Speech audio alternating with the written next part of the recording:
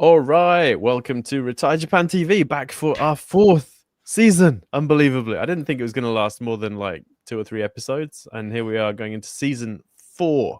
Unbelievably, yeah. And we've got Thank through you for joining us. that tricky second album kind of phase. I think we're beyond that now. We're into the like making really bad like 14th album kind of stage. Yeah. Well, thank you very much, everybody, for joining us again. It's been what 3 months, I think, isn't it? We've been off. Yeah. 10 RetireJapan TV. We do 10 episodes a year, so we have 2 months off. Very well deserved break, I think. Although we don't actually do all that much, do we? not now, no. Kind of sit around chatting.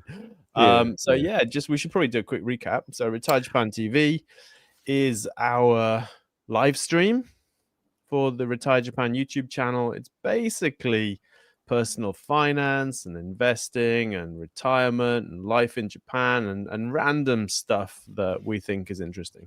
So if that's something that you're interested in, please keep watching. Yeah, I figure with more and more non-Japanese people moving to Japan, we've probably got a lot of new viewers and listeners this time, hopefully, and people joining from YouTube, because you've been working really hard putting up a lot of videos, haven't you? Yeah, we've been spamming the airwaves. Rubbish, in a good way, spamming in a good way. No. So Facebook, put a lot of effort into Facebook, and somehow like short videos on Facebook seem to be the magic ingredient. So our audience has exploded. But I'm getting hate mail now. Huh? So I'm getting email or messages from people saying, "Why is your stupid stuff all over my timeline?" Oh no! Stop sending me your stupid stuff. I'm like, I'm sorry, that's not how Facebook works. Like, you're not doing any like ad campaigns or anything, are you? No. It's all organic. Yeah, but it's like pushing it in front of other people, I guess. It's been shared a lot, so obviously there's some kind of audience on Facebook that likes that kind of stuff.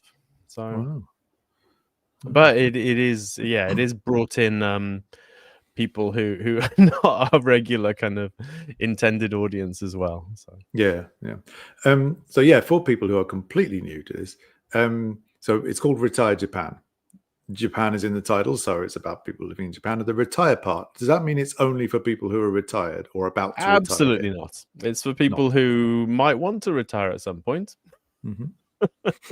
That's actually the where it came from. So me figuring out what I could do to make my life better, personal finance wise, and then thinking, okay, other people could probably benefit from this as well. Right. And that's the goal. So the goal is to help as many people as possible get to a situation where they've got stable finances and they have the option of retiring, and their life is pretty good, at least financially. Right. Because money doesn't solve all your problems, but it does solve your money problems. And without money problems, life is a lot less stressful. Yeah. So you're not trying to make people super rich. It's just to be not worried about money, basically. Retire comfortably, Japan, as if you... Stress-free Japan or something like that. Yeah. We very much didn't go for the FIRE thing, because when we started out, the FIRE thing was just getting really popular. Financial independence, retire early, save a lot and become financially independent, and that's fine. I mean, I ended up doing that, and lots of people are into that, and that's great. But if you're not into that, if you just want to be comfortable, if you just want to have a reasonable life, that's perfectly fine as well. So we're not just for the lunatics out there. We're for helping normal people as well. Excellent. And we have got some very keen listeners and viewers already joining us live on YouTube. Thank you. And even a thumbs up. Wow. And we haven't even started yet. Radio. So each time we do this, we have an agenda which we go through, so it's not just us rambling the whole time. And we tend to pick one topic to sort of kick us off. You've picked this time, well, you kind of sort of got a couple, haven't you? But you've got here naturalization and foreigner problems in Japan. It's kind of a bit of a hot topic all around, isn't it? Yeah. So hot right now. Fingers on the pulse.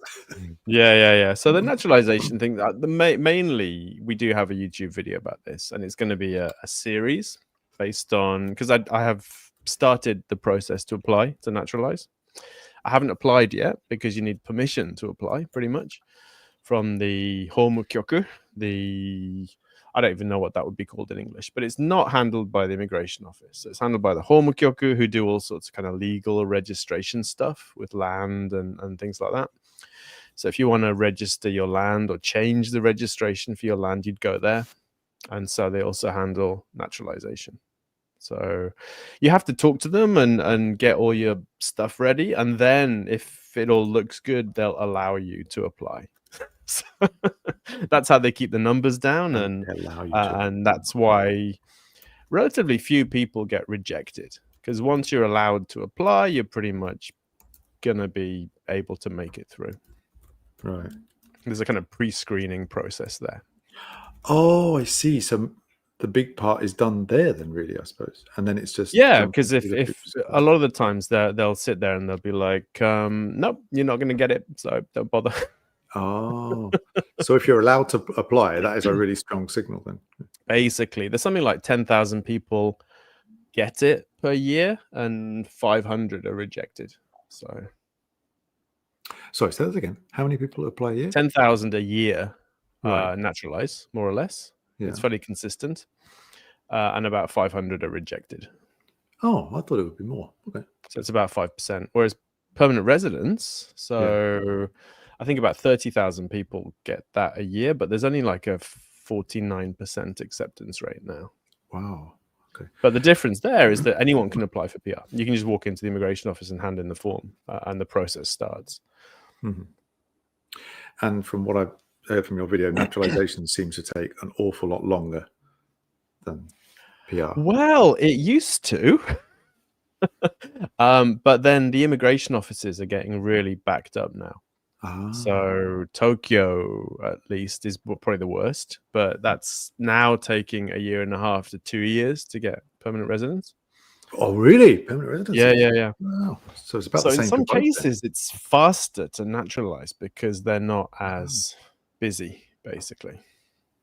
Naturalization's always been a year or so, maybe a bit more, maybe a bit less if you're lucky. Mine seems like it's going to take a really long time because they're dragging it out. So I had my first interview and that went quite well. That's what the video's about. Yeah. And then they said, okay, so go and get your documents from the UK. That's basically birth certificates for my family and marriage certificate for my parents and that kind of thing. Mm-hmm. And I went home and I had them because I was thinking about naturalizing like in 2011. So I already had all the paperwork. So I called them up the next day and said, oh, I've got all the paperwork. And they were like, oh, well, we're busy. So the next possible appointment's 3 months down the line. And then that appointment, I'm just going to show them my UK paperwork. I haven't done any of the other stuff yet. They haven't asked me to fill in the other stuff. So then it'll be another 3 months and then maybe another 3 months. And it seems like they're going to drag it out. Maybe they don't like me. That's the thing. They're just going to drag it out until I give up. No. I imagine this is the sort of the way they do it. I had this with the bank the other day. They said, why do you want this? Like, what's the purpose of this thingy? And I told them, and then they replied back saying, okay, please provide documents to prove that. You could have asked me that first time. I have, I don't know if you know the term gaijin smash. No, I've not heard that. Okay, this is from like 20 years ago, I think. So there was a blog called Gaijin Smash, I think. And basically it was a slang term. So gaijin smash is where you get away with stuff because you're not Japanese. Oh, right. It used to work better when there were fewer foreign people. Yeah. But back in the day when people were like, oh my God, I don't speak English. Do whatever you want. Right, yeah. That's what the gaijin smash was. It would be like just doing things that aren't normal and aren't really allowed, but people let you get away with it because they're scared of confronting you. I don't think it works anymore. So we're beyond that now. But I went to the immigration office to get a re-entry permit. And they were like, you need to tell us what date you're going to leave Japan? I'm like, I'm just getting it in case. I don't have a date. And they were like, but we need the date. And I was so annoyed with that. I was just like, I don't have a fucking date. And they took it. And I don't think that would work nowadays. Right. Yeah. So we're getting a few comments already, by the way. So I just want to quickly say hi to people. Yeah, let's do something, because I think we're done with naturalizing. We're going to talk about foreigner problems next. Okay. But let's go through the comments then before we start. Yeah. So Ollie, the one on the forums, hello. Ollie the one says they finally saved savings and stocks thanks to the channel. That's what we want to hear. And we're not what about we're here for. Yes. Teams. We're about building a solid foundation. I'm really happy to hear that. So happy to see you back. Thank you very much. Matt Black, hello. Love the background pic before the live started. It's me walking from a big Hollywood explosion that Ben created. Was that me on the way home from City Hall with this My Number card? Not yet. I'm still holding out. There was something the other day that came. That was you walking back from City Hall after not getting a My Number card. I don't need it yet. You're not going to force me. Foregone conclusion is around. Hello there. Rando taking a bit longer lately. I think that's referring to the probably both nationalization and the permanent residency. Shihabanwa, if you have a question, please go ahead. Feel free to leave the question in throw the it in the comments. We will probably get to it. Yes, no guarantees, but we'll generally go back and answer questions when there's a break. Yeah. Navnzi, thank you for your kind message. You're welcome. And Mark Kennedy, what are the most common reasons that naturalization applications are denied? That's a good one. Yeah, well, I'm not an expert, but it's basically the things that they look at. So the things that they're looking at are you of good character? Is the main thing. Basically, are you the kind of person that Japan would like to have as a citizen? Because once you're a citizen, it's quite hard to get rid of you. So they're quite strict about that. So it's basically, do you have criminal record, or traffic offenses, that kind of thing? Are you paid up with all your taxes and things like that? The traffic record, that seems to be only in the last 5 years or so that they're interested in that, really. See, I thought it was the whole time you were in Japan, which is the impression I got from videos made by immigration lawyers and people. But part of the paperwork that they gave me this time round, and it's interesting because the paperwork's slightly different this time round to how it was in 2011. They gave me the same paper, but it's different. It's got different stuff on it. And the driving record says last 5 years specifically. But I think when they pull your criminal record, they'll be able to see serious offenses from further back. Because, there's driving offenses that are criminal offenses, and then there's driving offenses that are administrative offenses, I believe. So, speeding over 40 kilometers over is a criminal offense rather than a fine. So you have to go to the prosecutor's office and all that. So I think those would show up. And unfortunately, I have one of those from a long time ago. And then the other big one is, are you going to be able to support yourself financially? Because they don't want you to become a citizen and then go on seikatsu hogo or whatever. Right, yeah. So that's another big one. I'm guessing that's it, because anything else is going to be weeded out by the initial interviews. So to get into the process and be rejected, I think you would basically have had to lie to them. And then they'd figure out that you'd lied, and then that's going to ditch your application, isn't it? Or just not reveal something that they found out later that turns out to be important. Exactly. So you weren't completely honest, basically. Because if you are honest and they let you apply, that means they think you're probably going to get it, unless they find something. And they do investigate it quite seriously, I believe. So I can imagine. Yeah, because with so I'll go back to that in a second. With permanent residency, as we'll talk about in a second, it's not really permanent. But with naturalization, like once you've got it, then that's it. There's no going back, basically. So I imagine they're much stricter with that. Yeah. Regarding the Japanese part specifically, what kind of things did they check for assessing your level of Japanese? Well, that was interesting, because that is going to happen in the final interview, the actual proper Okay. interview. And I believe it's at the discretion of your case officer. Oh.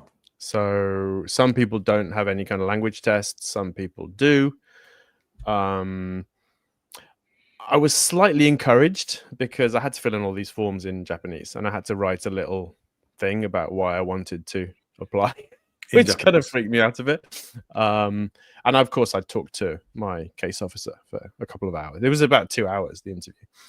And towards the end of it, he was like, "Oh, your Japanese seems fine," which I took as a positive thing. Maybe I'm not going to get a Japanese test, which would be good. I see. So there's almost like a sort of optional test that they'll decide whether to give you or not, depending on whether they think you're Japanese or not. Yeah. So if they think your Japanese is borderline, they'll give you a formal test, which is a reading and writing test.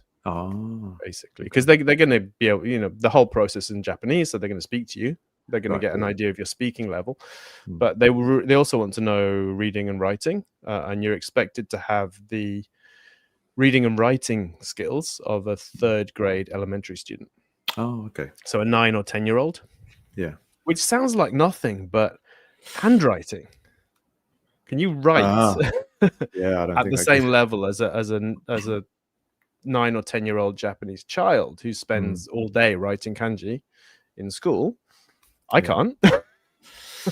Yeah, I do not have that handwriting fluency. Now, give me a computer and I can type way better than a 9-year-old child. But give me a pencil and I'm in trouble. Yeah, that's it. Okay, I hope that's answered your question, Shihabanwa. Foreign Conclusion has come back with a comment about permanent residency, PR. Applied after 33 years. Wow, didn't know you were here that long. Rejected as 2 days late paying residence tax. And that took 2 years to get a response. Wow. Reapplied. That's beyond the 5-year rule, and the lawyer said it's now going to take another 2 years. I hope you're patient. Wow, that's they are, in my opinion, they're being ridiculous now with PR. Like I've heard they're asking for you to provide the receipts for when you paid your pension or whatever at the kombini, and it has to be paid on time. Wow. Otherwise, your application's rejected, which seems ridiculous because, I mean, okay, so it's important that you pay these things, but is it important that you paid it one day before? Like, it doesn't seem, but that's what they've chosen to do. It's a bit like the English university entrance tests, where it's just ridiculous, and therefore, it's not even practical anymore. It's just pick minor silly. things. So it's just, okay, can you meet this ridiculous standard or not? So it's just a way of sorting people. Yeah. Will you get hit with the proposed exit tax by Rachel from Accounts for Brits? I don't think there's an exit tax, and I've never lived in the UK really. I left when I was 22, so don't have any assets there. UK is fairly irrelevant to the process, except apparently it takes about 10 months to get them to nullify your citizenship, which is part of the application process. So you have to wait for that to be done. You have to give up your UK citizenship before you get the Japanese one. So you've got to be pretty confident you're going to get it then. Well, the way it works is the UK allows you to do that, and then if you don't get another citizenship within 6 months, it automatically reverts. Okay. So there's a safety valve built in. Right. Oh, that's good. And one more question on the topic. Michal. Hi guys, I moved to Japan in April this year. Oh, well, welcome. Working full-time since then. My wife is Japanese, we're married over 13 years, have 3 kids. We're trying to get a loan as we want to build a house. The problem is my temporary status. Is there any way to fast forward it to permanent status? Depends where you live, because that is going to determine how busy the immigration office is. So, for example, regional immigration offices can be a lot less busy than Tokyo. So, it might take a year in a regional immigration office. It might take 2 years in Tokyo to get PR. Permanent residency? You wouldn't get permanent residency just moving here this year. Actually, I believe as long as you've been married for at least 3 years, you can apply within a year of after a year of living in Japan, as long as you have more than a 1-year visa. Right. You need to have a 3-year or a 5-year visa. Okay. So you live in Japan for 1 year, get a new visa that's 3 years, you can apply for PR immediately, as long as you've been married before you came to Japan to a Japanese citizen. Ideally, though, you'd be on a spouse visa, wouldn't you, if you're married to a Yeah. Japanese citizen? Yeah. I'd be surprised if you could get it that quickly. But, if you can try, then yeah, you might as well. Yeah, no, they changed the rules. So if you've been married before you came to Japan, you can apply after a year. Oh, okay. Well, that's but then you have to wait for the immigration office to do it. Yeah. You can get a loan for a house before getting PR, which is likely to be a slightly higher interest rate. Right. So what some people do is they get the loan, pay the higher interest rate, and then as soon as they get PR, they remortgage. So they get a new mortgage at a lower rate. Right. And that's possible if you're in a hurry. I think most banks here lending to non-Japanese want to see at least 1 year of full-time employment. So lending to anyone. Anyone, okay. So you might have worked for the same company before you came to Japan, but if you joined a company in this year, I think you might have to wait a bit for banks to give you a loan. Although, yeah, speak to the banks first, obviously. I'm going to cover your face here, sorry, because I think this is worth pointing out. So this is look like a knowledgeable comment here. Automatic disqualifications for getting for not being able to get I think it's about naturalization here, Japanese passport. Yeah. Insufficient residency, not living in Japan continuously for at least 5 years. I think the rules are different for spouses. So I think spouse might be 3 years. Okay. But yeah, same thing. So no legal capacity. For example, you're a minor without a Japanese parent applying for you. Subversion. You have a history of advocating the violent overthrow of the Japanese government. That was one of the questions. Are you part really? of a group that is advocating for the violent overthrow of the Japanese government? I was like, no. I wonder if anyone says yes. Is that a trick question? Yeah. Anyone going to say yes? Common reasons for denial: criminal record, any conviction beyond minor traffic violations, unstable finances, as you mentioned, a lack of stable income or significant debt, tax, pension arrears, failure to pay taxes, national pension, health insurance, etc. And Mahmoud Ramadan asks, do they screen for pension insurance or not? I believe. Oh, yes. Yeah. For both naturalization and permanent residence, and then from 2027 for all visas. Oh, really? Oh. Foreign conclusion says it's receipts for the wife's pension payments as well. Yeah, everyone. Anyone living with you is counted as part of the same liability or responsibility. Yeah. So yeah, if your partner is irresponsible, then you're not going to get PR or naturalizing or whatever. Right. Do you need a guarantor for that application? To naturalize? Yeah. No, but they are going to interview my wife. So if she's in a bad mood, she could torpedo the whole thing. Because it sounds like, based on Ollie's comment, for permanent residency, you need a guarantor. And they're asking, is there any advice? I think I asked my wife. Okay. You can ask any Japanese citizen or permanent resident to do it. Oh, another permanent resident. Okay. So yeah, it's do they trust you? And it's quite a big ask because they are. I don't know how responsible they are, but it's definitely a moral kind of thing. You know. Yeah. I don't know if there's any kind of, are they responsible for your financial things or legally? That's a really interesting question that I'm going to look into. What does a PR guarantor? What are you on the hook for, basically? Yeah. Because I think it's nothing. It's just signing your name to it. But of course, that's quite a big deal. So it's not something that you would ask. Right. Or maybe casual it's like acquaintances. Getting a reference for a job. Somebody's going to ask you, are they a good person or whatever? You are eligible for UK pension, I believe. And if you get the Japanese passport, does that mean you have to give up your UK pension, or can you still get it? You know what? That is the second most common comment I've had. No, because a UK pension, like the Japanese pension, is not based on citizenship. It's based on contribution record. So there's actually plenty of non-UK citizens getting a UK pension because they've worked in the UK and paid into it. So yeah, if I naturalized here and stopped being a UK citizen, I'd just have to update my name. They've already got my address. I just have to tell them my new name. And my understanding is that it shouldn't make any difference at all. Okay. But I'll let you know. I'd be kind of annoyed if it did make a difference. And then a couple of helpful comments about getting a loan, a home loan or a mortgage. If you've not got permanent residency, it sounds like you still can get it. It could be higher, up to 5%, or with SMBC possibly between 1.2 and 2%. Thank you for those comments. It really seems to depend on the bank. So yeah, speak to the bank. But non-permanent residency doesn't seem to be an issue on judging on the comments. Yeah, it's not impossible. It's just harder. So there's fewer banks that'll do it, and you'll generally pay a higher rate. Right. Wow, what a great bunch of questions and comments. So really helpful ones. Thank you. Wait. One squeezed in before we get to the next section. Do permanent residents who leave Japan for a few years still need to pay anything like health insurance while they're away, providing they sort out their taxes before leaving?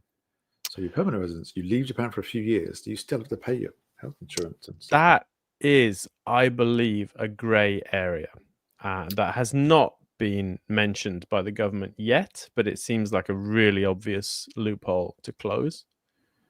So my understanding, I'm not a lawyer and I don't play one on TV, but I believe that you're not supposed to keep PR if you leave Japan. In practice, at the moment, it is fairly easy to get a 5-year re-entry permit, leave Japan. When you leave Japan, you give a notice to the authorities. You say, I'm leaving Japan, and therefore you don't have to pay pension, health insurance, etc. You can leave Japan, and then you can come back before that re-entry permit ends, and you can get another one. And at the moment, it seems to be possible to do that. And I believe it should not be possible to do that, because in order to get the second re-entry permit, you would need to have an address in Japan. And if you have an address in Japan, you're considered a resident and you have to pay taxes and pension and health insurance.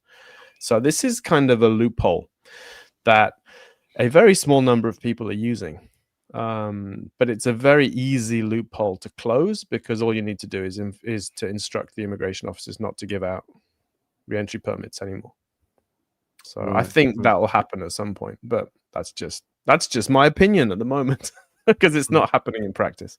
Right. For conclusion says you surely have to pay at least 1 year because we pay in arrears anyway. I don't really know. If you leave Japan before the end of December, you don't have to pay your local inhabitants taxes for the next year. So if you're leaving and you're not quite sure when to leave, try and leave before the end of December, and you'll save yourself a whole year's worth of local taxes. Okay. Michelle, I'm really sorry for not knowing which. It says their wife had to pay their insurance even though she was in Europe for 13 years. That's interesting, because thinking back now, we lived in the UK for a while just after we got married. Oh, actually, before we got married.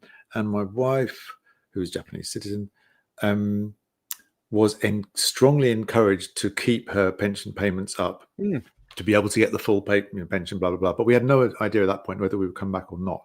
And so in the end, she stopped, and that was fine. It was just they sort of frowned upon it, but you weren't, penalized or anything. It's like, oh, you're not going to get your pension, blah, blah, blah. But we figured at the time that was the best thing to do, and it was totally within the rules. Yeah, Japanese citizens are allowed to pay in voluntarily if they don't live in Japan. Right. No one else is. And it's not compulsory at all. So I'm kind of surprised that sound like it is. The way they phrased it. They might have phrased it that way, yeah. But I'm surprised that Michelle, if that's the right way to say it, his wife had to pay insurance. I don't really know of any system where that would be the case, but possibly. And full conclusion says the UK acquaintance with a UK pension and permanent residence in Japan spends 6 months in the UK to get inflation-adjusted UK pension, and then 6 months in Japan. You could do that if you want to. That sounds like a real mess in terms of like, you know, your obligations to pay various taxes. So I don't know. Obviously, this person's figured it out and is happy with the arrangement, but yeah. Oh, it's Michael. Okay, thank you. Okay, nice. Cool. Soaf on Facebook says, there is news that foreigners here who haven't paid taxes or pensions for some period in the past during their stay in Japan will not be able to renew their visas. Is that true? I mean, does that include the stay period in the past? That is our next topic. So right. Let's just go on to the next topic. Okay, then. Right. Which is, foreigner, so-called problems in Japan. Or the taisaku, isn't it? They sort of go in taisaku. That really annoys me. Like, taisaku, we don't need taisaku. We're just like normal humans living here. Yeah. Anyway, so I get frustrated. My contention is that all of these so-called gaikokujin mondai are the responsibility of the government for not enforcing their laws and regulations properly. So all of this stuff. Right. And it seems like the new government is actually going to do that. And so far, I like it because what they're doing is they're doing specific things to address specific problems, as opposed to some of the politicians or political candidates in the elections that would kind of waffle on about vague things and mix everything together. So the Gaikokujin Mondai, it's tourists and long-term residents and speculating real estate people, everything. It's all mixed together. It's just one thing. People coming here for emergency operations, free healthcare. Whereas now the new government is actually saying, okay, so there's a thing here and we're going to do this to deal with it. And the things that they've announced so far, as far as I'm aware, is that permanent residents who don't pay tax or health insurance or nenkin can have their permanent residence revoked. Now, that law came in this year, but apparently they're only going to start enforcing it in 2027, which surprised me. I thought they'd started already. But in order for that to happen, it has to be willful. So you have to know that you had to pay. You have to refuse to pay, even though you have the means to pay. And there's also they'll take things like, you know, being ill or whatever into account. So it sounds like you have to make a real effort to get your PR taken away. So if you say got caught and I'm really sorry, I forgot, I'm late, but I'll pay it. There you go. Yeah. Then that would kind of be. So if they basically have to tell you several times before they can take away your permanent residence. So a normal person would be like, the first time you'd be like, oh shit, okay, I'll pay. Yeah. Let me stay here, please. So that's one. And then the second one is that the government, I don't know if this has actually become a law yet, but the proposal is that, again, from 2027, all visa renewals or changes will require you to submit proof of having paid taxes and pension and health insurance, which is what's currently happening with PR. Okay. Now, with PR, they've gone this insane, you know, you must have paid it by the required hour thing with receipts. And I don't know if they're going to do that with visas, because that seems a bit much. But they could. The worst case scenario is that they'll do that. They'll be like, you must have paid everything on time for the last 2 years or whatever. If you're paying, for example, with the automatic credit card payment, how are you going to prove that? With your credit card statement? Or with the online? I suppose maybe go into the online portal or something and get an annual statement printout. Yeah, I don't know, because I've had stories from people that said that they couldn't find their receipts and therefore their application was rejected, even though they offered to, you know, get a printout or whatever from the pension office. But the printout doesn't show the dates. Thing is, if you're paying by credit card, it's just taken out, so it can't be late. Oh, that's true. Yeah, it's only if you're paying at the convenience. And this is mainly for people paying kokumin nenkin. Like if you're paying it through your company, the company records are there. You know, it's assumed that it's been paid on time because you're not responsible for paying it either. Your employer is. So I think that's probably okay. Yeah, as people are saying in the comments, so your company may be paying it for you, and then you can use your pay slip. For conclusion, says many companies don't enroll their employees, especially in the teaching industry. I think that's less common now because it's getting stricter and stricter. So the requirements to enroll people in Shakai Hoken, you know, it used to be like 500 people in a company required you to do that. Now it's 5. If you've got 5 full-time employees, you need to enroll the whole thing in Shakai Hoken. So. Okay. It sounds like keep all your pay slips, keep all your receipts from paying it if you're doing it manually. Which I don't do. So. All right. Just madness, isn't it? Yeah. And then the couple of things they've announced that they're thinking about is restricting purchase of real estate by foreigners. Again, foreigners, what is that? I'm hoping they're going to make a distinction between residents and non-residents. But I'm guessing this won't be such a big thing. It'll be restricted to certain areas of big cities and possibly things near, you know, military installations and things like that. I don't think they're going to prevent people from buying an Akia in like rural, you know, Aomori or something. Yeah, I'm not sure about actually restricting it, but I did see an article where there was an area limit. So everything above a certain area, I think. For example, I think this was to stop external maybe companies or somebody representing a company buying a huge mountain or something and then redeveloping it into something ugly or whatever. And so anything above a certain area, they will, if it's bought by a foreigner, then they will require that foreigner to disclose their some information like the nationality or where they live or something like that. I'm afraid I can't remember the details, but not necessarily a restriction, but they'll want extra information if you're not Japanese and you're buying beyond a certain size, just so that they can monitor what you're going to do with it. But I mean, the whole thing is kento shiteimasu, so they are considering what to do. They haven't decided, they haven't announced anything. So, but the main issues seem to be real estate speculation in Tokyo. Right. People buying all the mansion buildings and they're all empty basically, because it's basically been bought by someone as a piggy bank. And things near national defense type infrastructure and water and natural resources and farmland and stuff. So they're thinking about restricting those types of purchase, I think. Yeah, I hope they do distinguish between people living here and not living here. Yeah. But I don't know how broad this is going to be. I'm getting the impression it's not going to be all that broad. And then there's another proposal for people to have to pay the first year of health insurance upfront when they first come to Japan. I don't know how. That could be quite high if you suddenly arrived here. Well, I mean, the first year, because it's based on previous income. You don't have any previous income, right? So your first year is super cheap. Right, unless they have some kind of fixed assumption. Yeah, so they might have some kind of lump sum, but yeah. So those are the kind of proposals so far. So again, I don't think it's going to affect long-term residents particularly, any of those, especially if they do make that distinction between resident, non-Japanese people and non-residents. Yeah.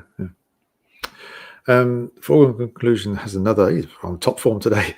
Another good bit of advice: if you pay your residence tax at the konbini, which I do personally, make sure you keep the receipt, which I do, and take a photo. That's a really good idea. So we also get a little postcard through the post saying, "Oh, you've spent this much this year. You need to show that to the tax people." And then when we submit the tax forms at the end of the year, they keep all that. At least in my case, so I don't have that because they need it for themselves or whatever. Taking a photo of that is a great idea. I hadn't thought of. So it does make sense, doesn't it? Just take photos of everything, and then you can search for it, right? If you need to. Be there for hours in the queue. 5 years later, wait a minute, I think it was on this phone. Maybe it was this other one. This is why having it in something like Evernote, where you can classify and search things. I've had an Evernote account forever, and it's pretty useful. Like, it does OCR on all the images, so you can just search for.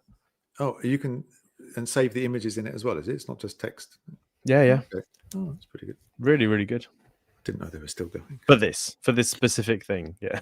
Right. It's the second brain idea. Have you seen that? Like Tiago Forte, I think. Oh, Basically, build a second brain with software where you can kind of delegate remembering stuff to software, basically, and it makes you more effective. Oh, okay. I've never had the patience to do it like properly, but just throwing random stuff in Evernote seems to work quite well. Okay, that's a good idea. We better move on because we're going to run out of time otherwise. The next thing we have is topic of the day. Looking at the figures today, stock market all-time highs, and international news talks about the US and AI, but looking at the Japanese stock market, and not necessarily AI focused either, it's going up and up and up. Is this a good thing or a bad thing? Should we be worried? It depends. Yeah, basically, this really depends on what you're doing. What are you doing? So there's basically stages in personal finance, I think, and there's lots of people have different version of this, but basically for me, there's the I'm not doing anything stage, right? I'm at stage 0. I'm doing nothing. I haven't started yet. And then there's like stage 1 where you're accumulating. You're trying to save and invest. And then you might get to stage 2, which is where you kind of have enough, so you don't need to save and invest anymore. And then you get to stage 3 where you're spending your money, you're drawing down, right? So if you're at stage 1 where you're saving and investing, doesn't matter, ignore it completely, keep saving and investing. Ideally monthly, so you're doing a dollar cost averaging, we call it, even though we don't use dollars. So you put an amount of money into the stock market every month. Doesn't matter if the stock market's up or down, you just keep doing that for decades and you end up very well off indeed. So if that's you, ignore the headlines, ignore how much your portfolio seems to have gone up. It could go up much more before there's a crash, or there could be a crash next week. But either way, it doesn't matter. You don't care. The thing where it matters, if you're in stage 2 or especially in stage 3, so if you have enough money and you don't really need to save anymore, or you're spending your money and you need to sell stuff to live or whatever, then these kind of all-time highs, there might be a chance for you to think about what you're doing. Are you comfortable with what you're doing? Have you made a lot of profit in the last year or 2 years? Do you want to maybe sell some of that stuff so you've got some more cash? And you've still got your existing investments that they're going to continue to grow, but you've taken some money out because you're in that stage, basically. Or even moved it into something a little bit less. Yeah, or you've switched to bonds, or you've switched to REITs, or you switched to gold. Everything's high at the moment. Yeah, it's a weird. Everything's up there, right? Gold is an all-time high. Bitcoin's pretty much all-time. Everything. So yeah, again, it depends. So I think most people are either stage 0, where they haven't even started yet. If you haven't even started yet, start. Doesn't matter if it's an all-time high at the moment, just start anyway. And if you've been investing for a while and you're still, saving and investing, keep doing that. I'm in stage 2.5, I think. We've got enough and we're gonna be spending it soon. So I did make a few small adjustments. There's quite a long thread on the forum about that this month. Yeah. So for 90% of people, just keep doing what you're doing. Completely ignore the stock market. When it crashes, that's great because everything's cheap and on sale, and you can buy even more stuff for your monthly payment. So you want a crash. You want a long, drawn-out, horrible stock market crash if you're saving and investing. That would be the best thing ever. But if you're living off your investments, maybe you want to make some adjustments before that happens, because for you a long, drawn out, horrible stock market crash is the worst thing possible. So It all depends on where you are and what you're doing. Profits are only profits if you take them, says Paul Conclusion. Yes, I learned about that the hard way myself as well. When I look back, what? Why didn't I? Right. Yeah, I think one key aspect of this is that having an emergency fund is really, really, really important. So the last time we had a crash, and it wasn't a huge crash, it was the COVID crash, it was the flash crash, right, where it crashed and then all the central banks kind of threw money in to fix it. But when that happened, I had been waiting for a stock market crash for a very long time, and I had money that I was going to use to buy things when there was a stock market crash. And then we had the COVID shutdowns and the stock market crash, and I needed the money to help my wife's business stay open during the COVID uncertainty. So I couldn't use it to buy stocks, which is what I'd been hoping to do. So basically, stock markets don't operate by themselves. They often, you might lose your job when the stock market crashes, which is the worst possible thing, because now you've got to sell your stocks at 50% off to live. And this is why we need to have emergency funds. Yeah. Whether that's 3 months worth of living expenses or 6 months or, whatever you think you need, make sure you've got some cash that you can use in an emergency. And it doesn't have to be a stock market crash. We can see right now over in the US, people really suffering with the government shutdown. And in that situation, I mean, it's easy to say in hindsight, but an emergency fund is what you need for any kind of a situation like that. It's not easy, but neither is trying to survive for a month or two without any income. Definitely. All right. We've got any extant questions before we move on? Ollie is back. Would it be okay to just have one stock, Emax's Slim All Country, for example, that's a mutual fund or an ETF, forever? Just have it forever, or do people change it? Emax's one is kind of new, so I'm worried if I can just keep this strategy indefinitely.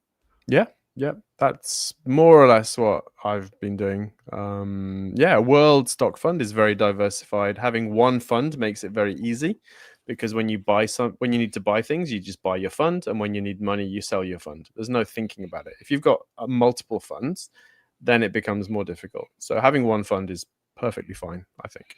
I should point out, this is not a recommendation to go out and buy any specific fund. Do your own research and decide by yourself, please. The Emax in particular, speaking factually, I think it is one of the most popular ones. It's provided by Mitsubishi UFJ, I believe. So it has that, and it's not that new, is it? It's been going for, is it 4 or 5 years now, something like that? It's got a few years behind it, rather than just. And before the Slim, there was just the Emax's All Country Fund, which has been around for much longer. So. Right, which had higher fees, I think. I think the Slim ones are the very cheap. The cheap ones, yeah. Yeah, which I'm not recommending to anybody, but I have that. A couple of people saying, nice to see us back for season 4. Thank you very much. Many of us in the accumulation phase, that's building up the savings and investments, have not been investing long enough to have any experience of a major crash. Any tips for keeping your wits about you? It's really hard. Yeah, I don't know. I think it's something that you have to experience, really. Personally, it's never really bothered me.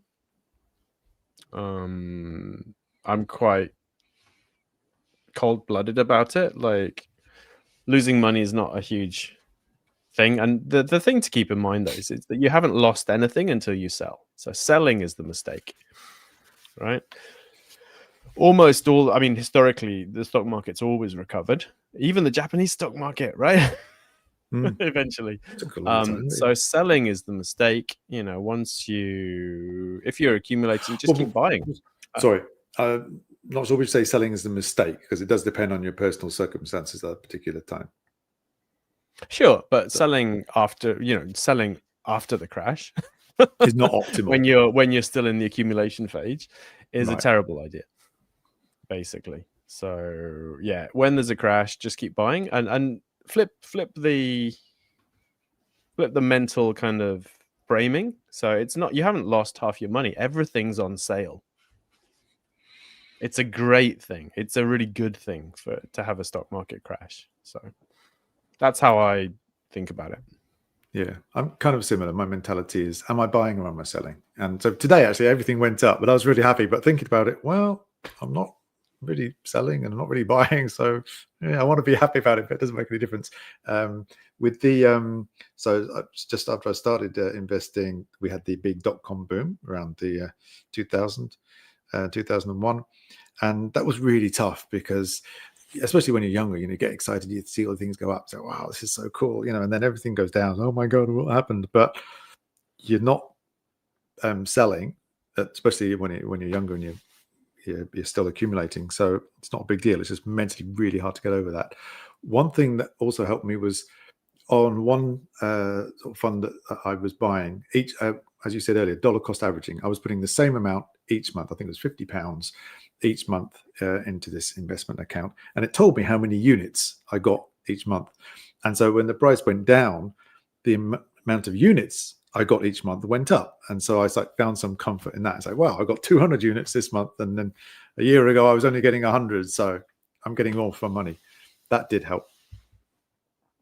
Yeah, and when it recovers, then yes, you make more money that way. Yeah. Yes. Going back to Ollie talking about the Emaxis Slim, they won't remove the fund, will they? We can't make any guarantees, but I can't imagine that's one of the least likely to disappear, I think, given how many people seem to be buying that fund within their NISA from the stats that are published about NISA holdings. If you go to, I think Rakuten, all of them actually show the current most popular top 10 funds or something that people are buying within NISA, or even just ETF rankings. They're always near the top, the Emaxis Slim, especially the all-country one. Right. Okay. There was one quick. Oh, right, yeah. Yeah, just this one. So, do we think Japan should consider dual citizenship? I would love if Japan had allowed dual citizenship. I'd have been a Japanese citizen 15 years ago, if that was possible. I think politically, it's a complete non-starter. This is absolutely impossible politically in Japan at the moment, and I don't think I'm going to see it in my lifetime. Yeah, I mean, the virality with which parts of the political spectrum react when anything like this, and not even that, foreigners should be able to vote in local elections. Like allowing dual citizenship, complete non-starter. And it does come up every now and then, and with a court appeal or something like that, and it never gets anywhere. Well, I should point out here that people have mentioned to us in the past when we talked about this. I think Mexico, and I've forgotten, I think there's one or two other countries that do have dual citizenship with Japan. There's a couple of exceptions to the rule, aren't there? But I think it's just Mexico. Oh, is it? So okay. Mexico doesn't allow citizens to give up citizenship, so Japan accepts that. Right. Anywhere else, it's difficult, but you can give it up. So, like the US or Argentina or something. So you can give up those citizenships, so you're expected to. Yeah. Even though it's expensive and annoying to do so. Which broker offers the most range of investments? Difficult one. All the big online ones are basically the same. So Rakuten, Monex, SBI. They seem to be the big three, don't they? If you're new to Japan, then Rakuten, SBI, Shoken, because there are several SBIs, and Monex are the three big ones. And from what I've seen, they're all pretty similar range of offerings, pretty similar fees, as far as I'm sure. They compete with each other. So, yeah. Probably the biggest range is with Interactive Brokers, because you get access to all their international markets. So Japanese brokers tend to give you Japan, the US, and then a few like Asian markets, like maybe Hong Kong or Singapore and so on. But if you go through Interactive Brokers, you really get worldwide, I think. So, yeah.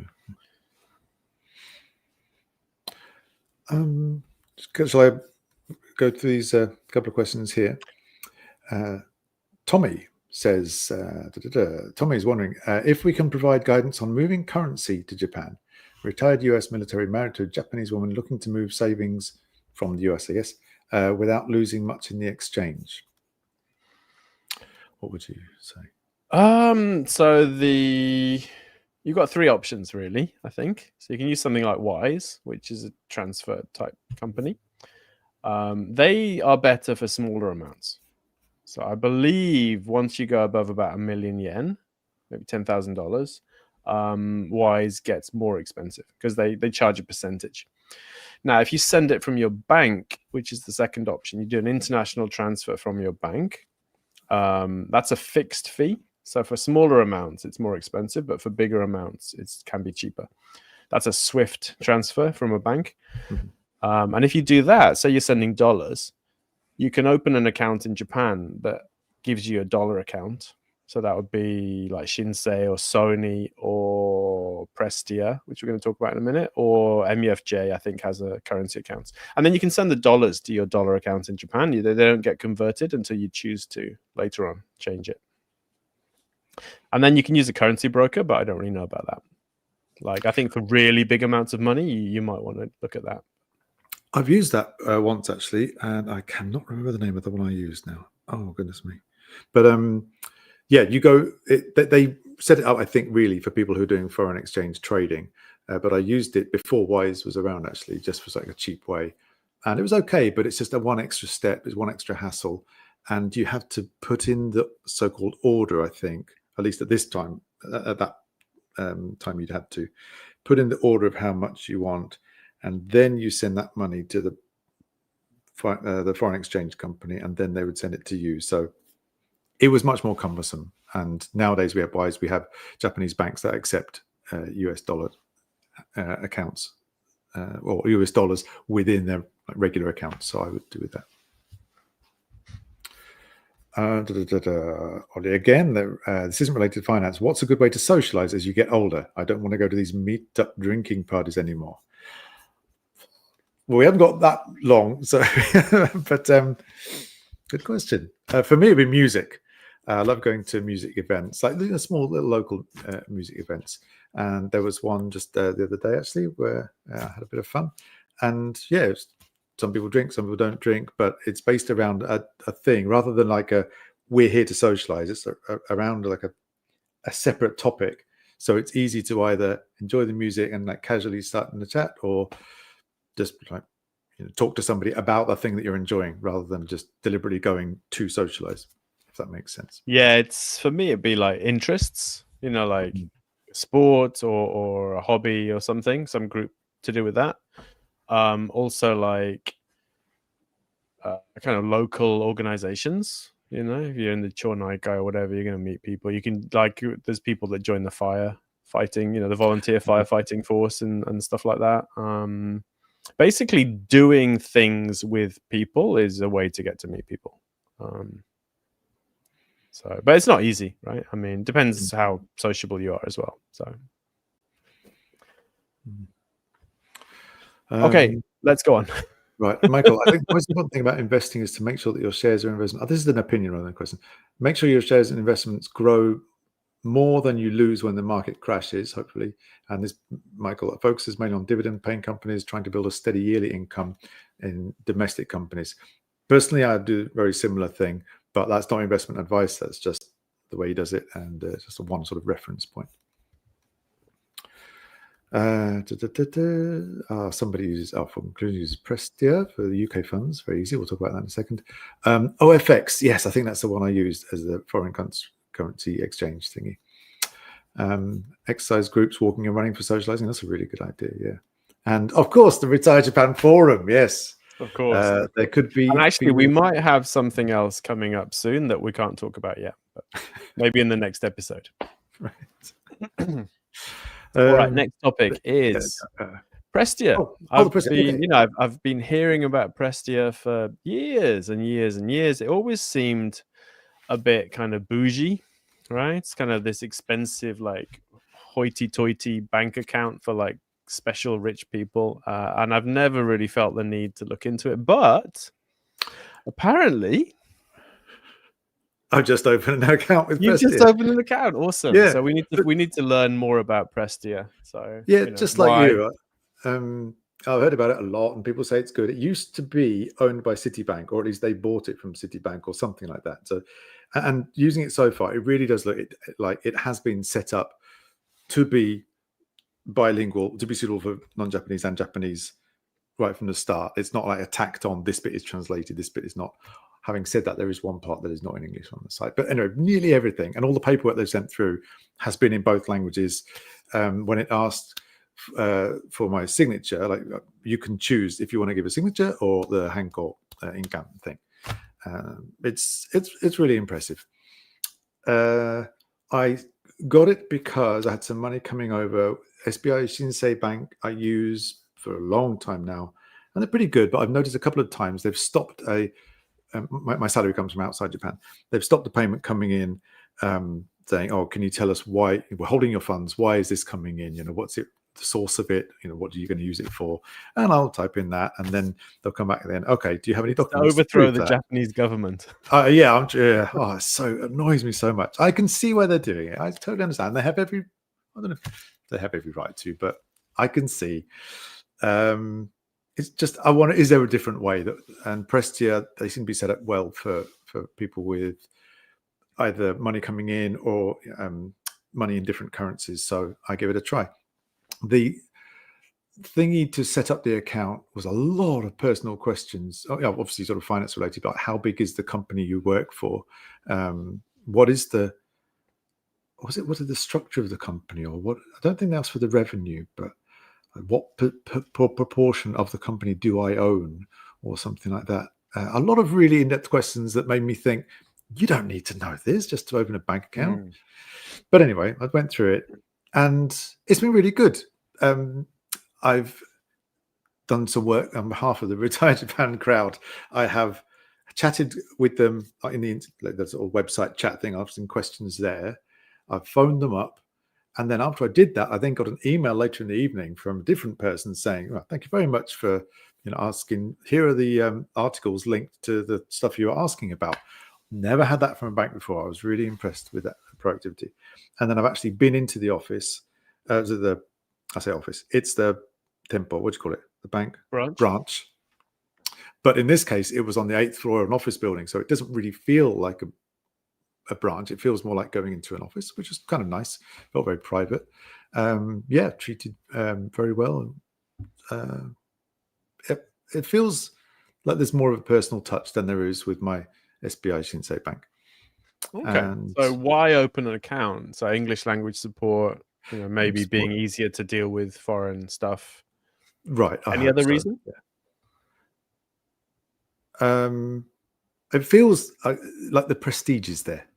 It's a fancy bank for fancy people.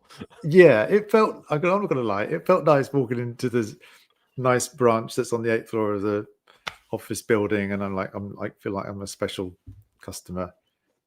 Yeah, there's just something about it so far which makes me feel more valued as a customer than with my other experiences. Okay, so it's like a nice pair of shoes or something.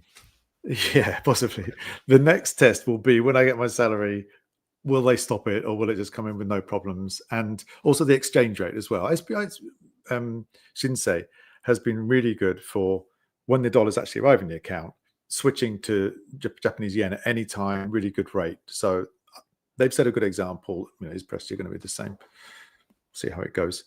And then within the account, I can access what you call it, chokin, like savings funds. So I can convert it to other currencies just straight away to spend, or I can buy like a savings over 3 months, 6 months, a year, whatever, in a different currency, which is quite handy. Although the exchange rate the interest rate is pretty low, except for dollars, really. But yeah, you can get a dollar savings account with I think about 4% interest or something like that. Okay. What are the fees like? Because that's another thing that seems. So I think it's 2,000 yen per month. So it would have to be worth it to you, which is that's why I've hesitated for a long time to do it. That it becomes free if you become a gold level, which is above what is it? I think what is it now? 10 million yen in all your money in there. Does that include investment? No, yeah, including investment. So anything, but Okay.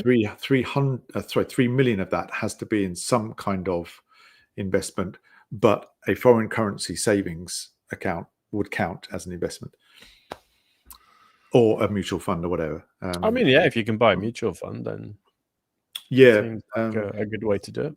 I looked at those. The cheapest ones, like the annual management fee, was about 0.7%. So not quite as cheap as like a dirt cheap, Emax's Slim ETF or something. Ben is dead. They might have been cheaper. I didn't look through all of them. I just sort of looked through a few. And they don't really have very many index ones. They're all sort of managed mutual funds. But interestingly, what they did do, before I could even see that, they gave me, you had to take this online survey or questionnaire for them to assess your risk.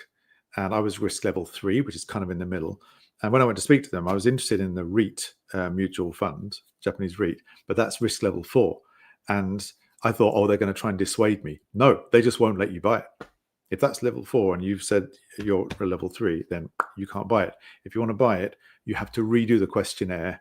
And then if you're assessed, the right answers. If you're assessed at level 4, yeah, then you can buy it. So there seems to be quite... No, it seems pretty... They don't allow you to make big, like, risky mistakes. That's the way it's set up, it seems. Okay. It's... Nice. Yeah. So far, well, we'll expect an update. Have you started using it yet?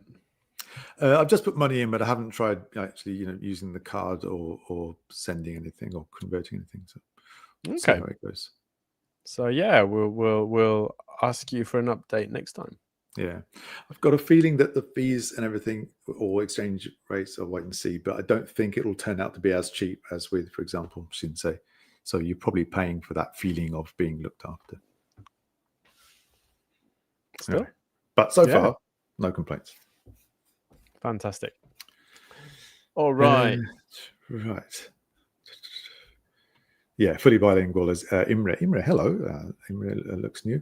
Fully bilingual, yeah. So if you want English support, that's what I've been very impressed with. All of the stuff. You don't even need to ask for it. They'll send everything in 2 languages automatically.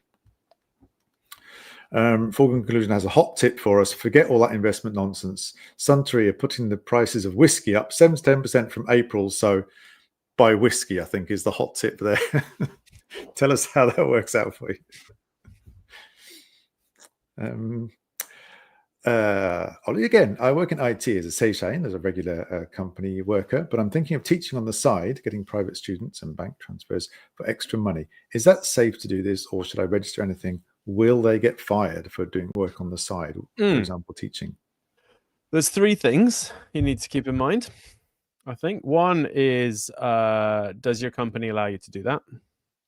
Some companies have it in the contract that you need permission to do outside work or that you can't do outside work. So check that. Second, you need to make sure that your visa allows you to do that. So if you're on a spouse visa or something, that's fine. If you're not, if you're on a working visa, it's unlikely that the private teaching will be covered by the visa, but you can check with the immigration office about that. And the third thing is you need to declare your income for tax purposes.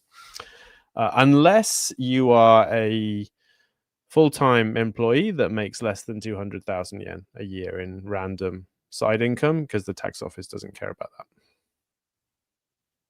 You have an allowance, basically. Anything under 200,000 yen, they're like, don't bother doing the paperwork. Okay. But it's a good idea to double check with the local tax office anyway. Yeah, definitely. They've been very helpful. Definitely. Jones, R227 is surprised that REITs are a risky investment. I was too, but that's what they said. Right? If you say so. Michael Dillon, 4th year in Japan as a ryugakusei. Lately, I feel a lot of unwanted stares with the rise of anti-foreigner sentiment. Any tips on navigating through? I'm getting the similar. Haven't noticed this at all. No? I don't know if it's unwanted stares, but yeah, there's some kind of, it feels less warm than it used to be. I don't know if I need tips, but what I tried to do is talk at the earliest possible opportunity, talk Japanese with a smile. And I've noticed that people kind of like drop the shoulders a bit or relax a bit as soon as they know you're like a foreigner that can speak Japanese and not going to cause a problem. Then they seem to be much happier. I would say it's probably not anti-foreign sentiment. It's more like tourist fatigue. Oh, So I've noticed for the longest time, like when I go into Tokyo, it's a different experience because people are much more used to non-Japanese speaking foreigners, and they're kind of like don't ruin my day with your stuff. Whereas in Sendai, it's not so far. Not much of a tourist destination. So yeah, I think body language as well, actually. So there's a Japanese style body language where you kind of seem more Japanese rather than seeming more foreign. And the more Japanese you seem, I think the less of an issue it's going to be, probably. Right. Yeah. I don't think it's an anti-foreign thing. I think it's people in certain areas are very tired of dealing with tourists, basically.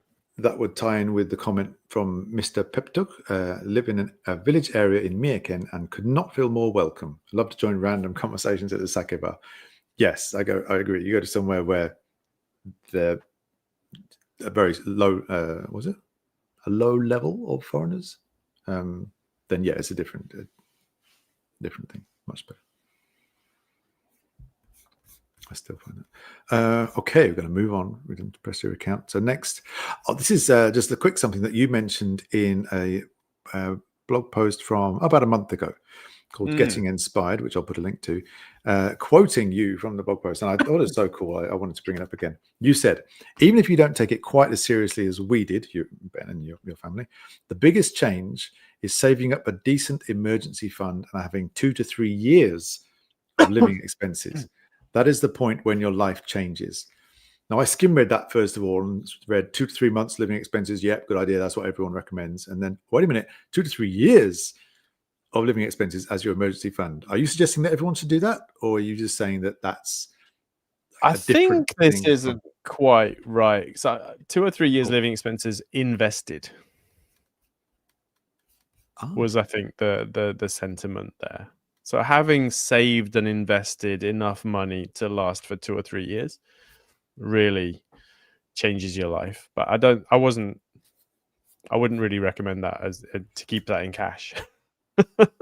At least not until you had a lot more money invested. Right. But yeah, just having accumulated enough money to kind of realistically live on for 2 or 3 years is an amazing feeling, and it removes pretty much 100% of economic stress from life. Right. So it's not as far as the whole FIRE being completely financially independent. It's a step before that, but it's still life-changing, basically. Yeah. I mean, the reason we call our annual course your first 10 million yen is because that is the most significant thing you can do. Just save up 10 million, invest your way to 10 million yen, and then life completely changes at that point. Right. Cool. Thank you. I wanted to bring that up. Before we jump into the news, a couple more things. 99 Julio. Emaxis Slim World Top 10 Holdings, all in US tech. 20% plus. Yes, I've noticed that. It's the Emaxis Slim World Fund is really, really US heavy. I think is it 70% in the US or something? It's about, yeah. Well, I mean, the world stock market is 70% US now, and the US stock market, I think all the growth has come from the Magnificent Seven or whatever they're called. Right. Yeah.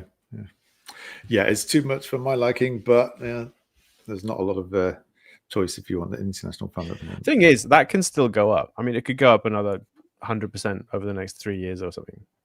That would be perfectly realistic before it crashes. So? Really? Yeah. Think so? Wow. We're in melt up territory. It could crash next week, but it could equally keep going up for much longer than we think realistic. If you look at the valuations compared to the revenue and the cash on hand these companies have, they're not that bad. They're certainly not .com levels. Right. Don't think I'm quite as optimistic as you, but I'm not optimistic. I'm just saying that's a possible scenario. I mean, a crash is possible, but it's also possible for it to keep going for years still. Yeah. What's the saying? The market can stay irrational longer than you can stay solvent, or something like that. Yeah. I love that. It's Yeah. such a good pithy quote. Yeah. Yeah. Ayush, hello. Love your content. Well, thank you. I have a question. Any tips for how to save tax? I have maxed out my NISA for the year. Wow, brilliant. Don't plan on Ideco. Fair enough. Recently, I found out about the 380k rule.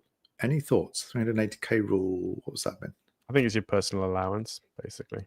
Oh, okay. All right. Your base tax. Right.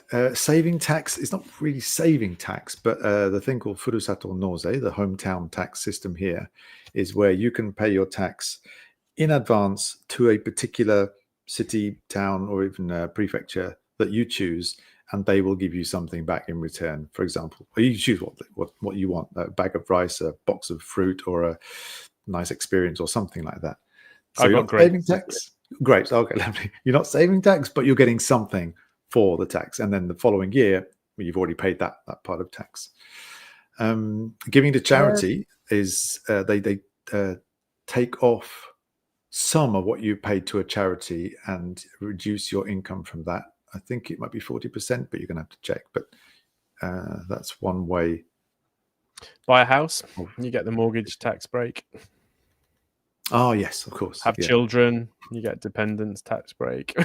Japan's not huge on saving taxes. Japan is basically, we have a tax code and we expect you to just pay your taxes. There's no little loopholes, generally.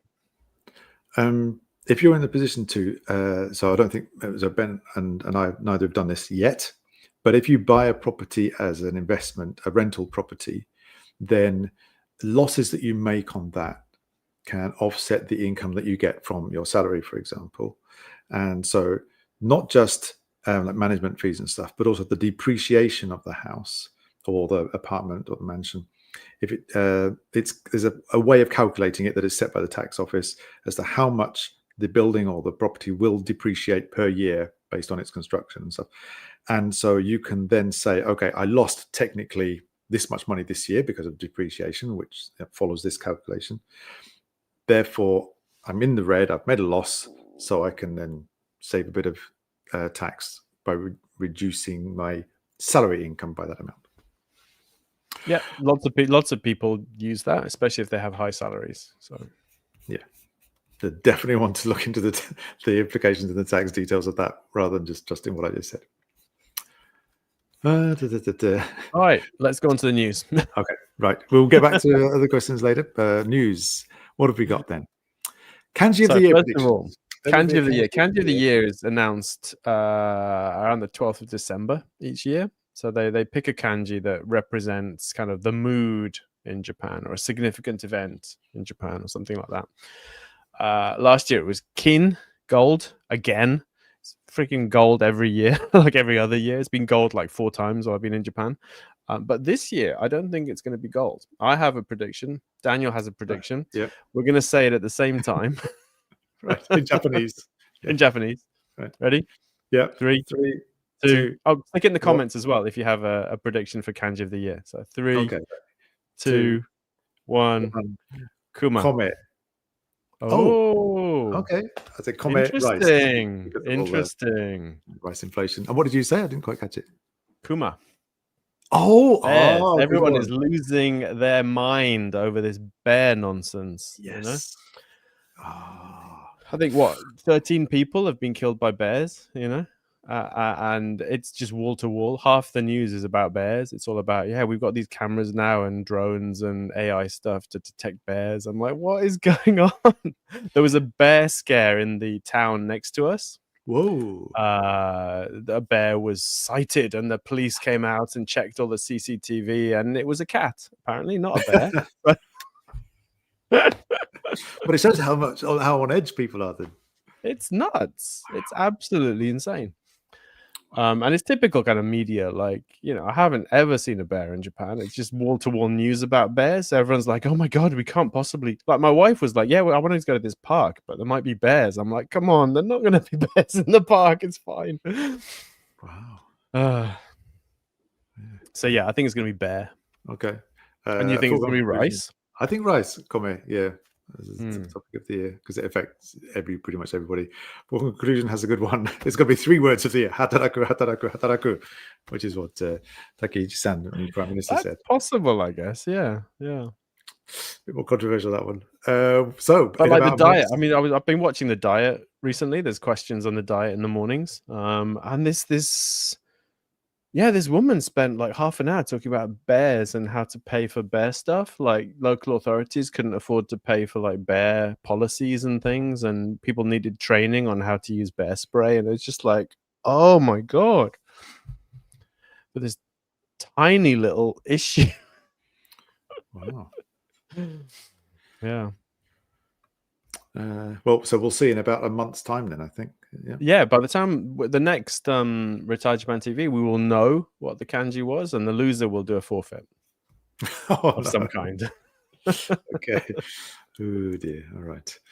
Moving on quickly. Next thing I have, news. Do you have any news to do with qualifications or education or something like that, Ben? Yes, I finally, after I think 7 years or something since I started first looking at it, I finally passed the financial planner qualification grade 3 here in Japan, which is a real Mickey Mouse little it's a real Mickey Mouse little qualification, but it was very satisfying to pass it. I did it on the computer, so it's computer-based now. When I started off, it was paper-based.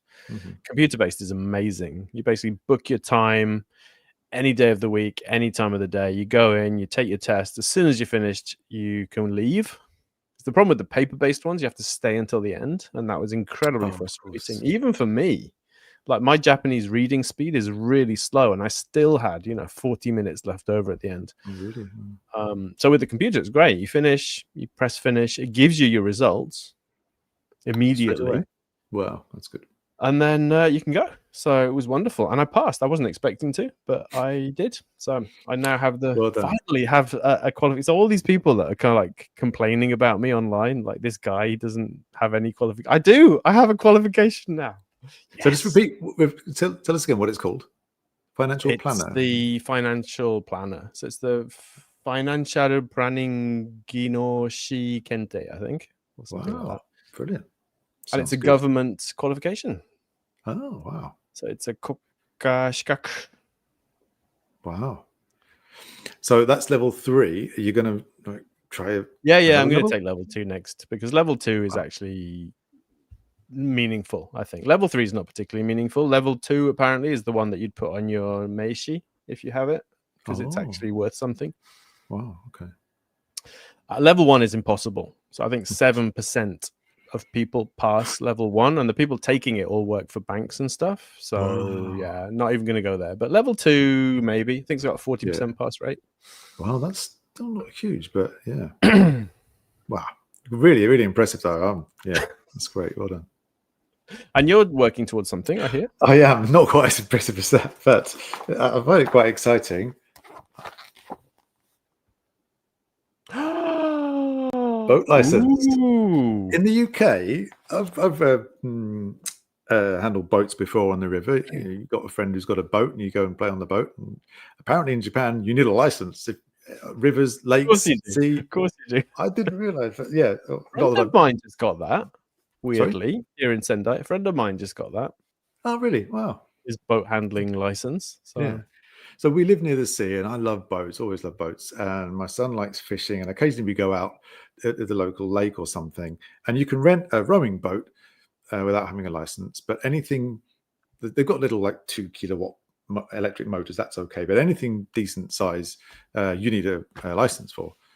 So I'm going to give it a go. And I've had there are, again, level 2, level 1. Level 1 is like if you want to do it as a job kind of thing, basically. But level 2 is for a fishing boat up to 20 tons. So like 100-person sort of ferry, that's technically doable with a level 2 license, as long as it's within 10 kilometers of the shore. So it's pretty impressive. Wow. I'm not planning on that. I just want a little, sort of afternoon, fun little boat to rent. Are we buying a yacht, Daniel? Is this the precursor? Are we doing very well in the stock market, are we? Oh, no, nothing like that. But the place that's doing this, they also rent boats out. So yeah, I'm planning to every now and then, go out. We live in Kanagawa. I'd love to go out to Hayama Marina, more up there, go for lunch, and then come back. And that would just be so cool. And the guy, so we've had the what do you call it? The academic part, the written test, not the test itself, but the preparation, day's lesson for that. And then coming up this Saturday, there's a day's practical, actually getting on the boat and going through it, which would be fun.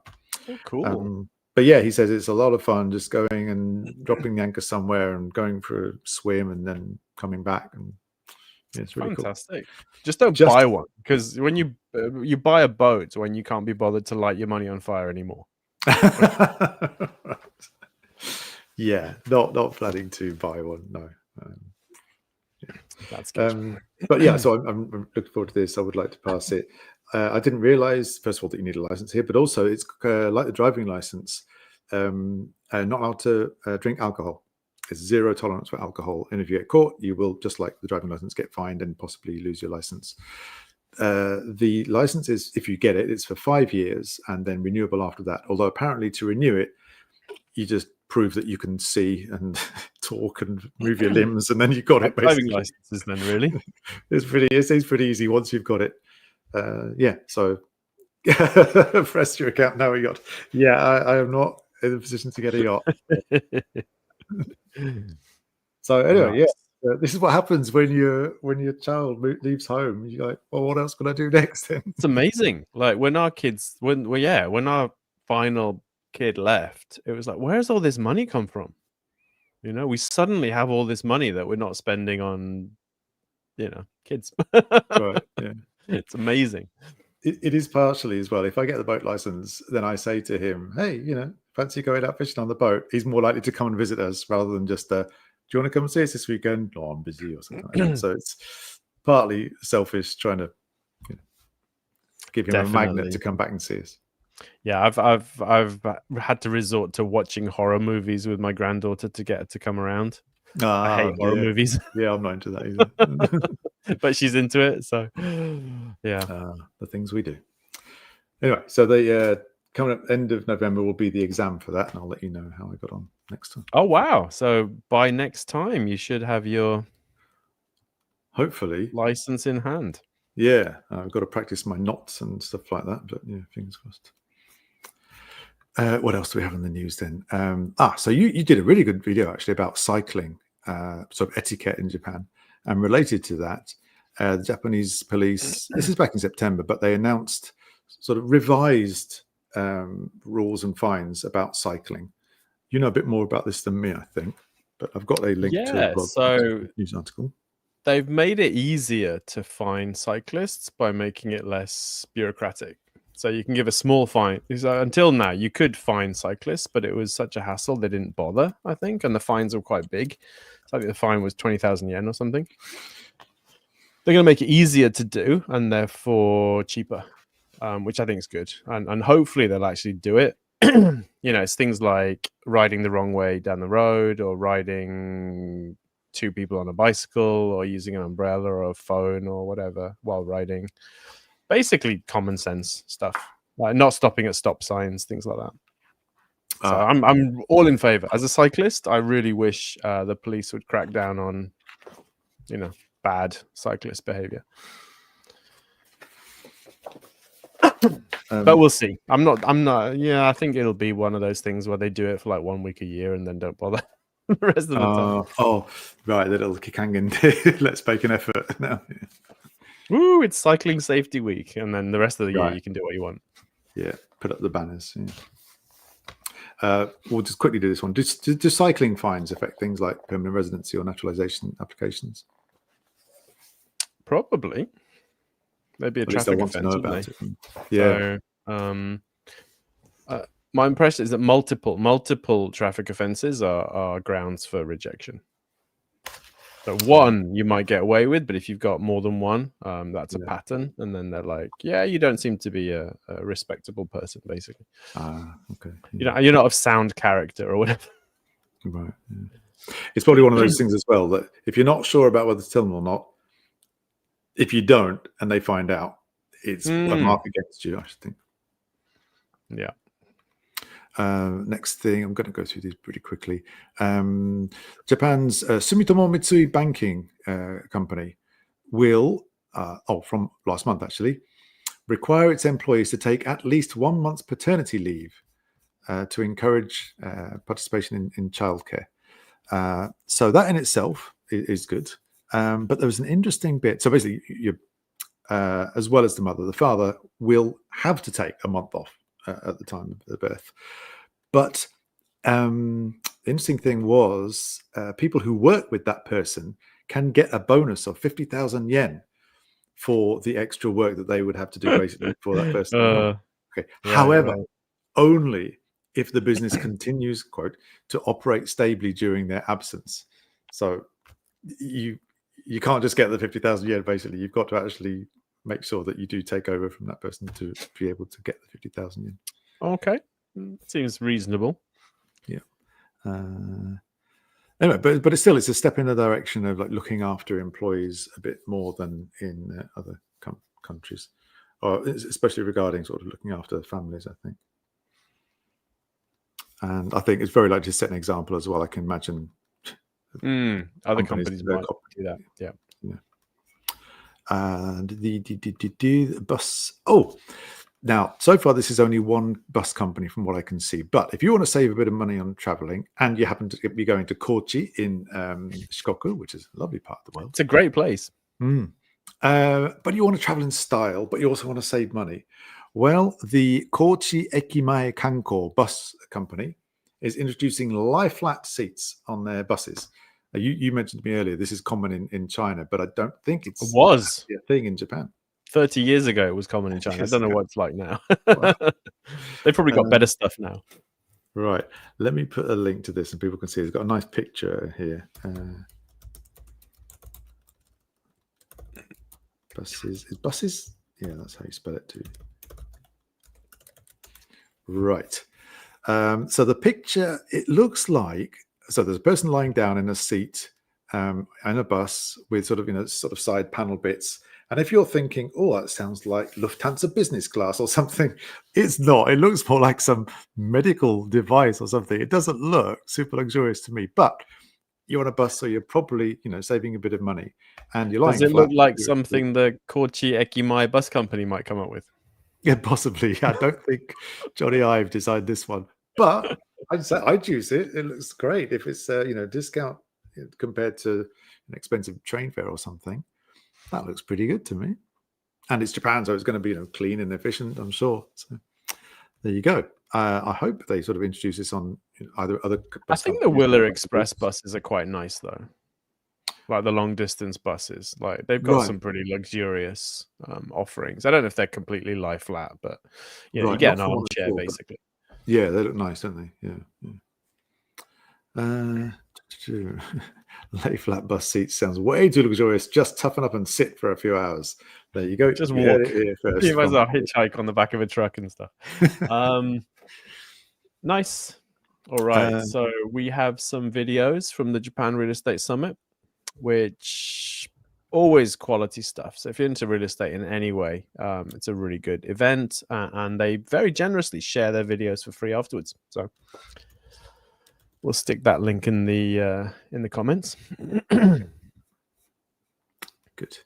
So this is stuff like buying a house or doing, minpaku Airbnb stuff, or renovating a house, or like buying Akia, or any kind of house-related things, basically. You've been to one, haven't you, Daniel?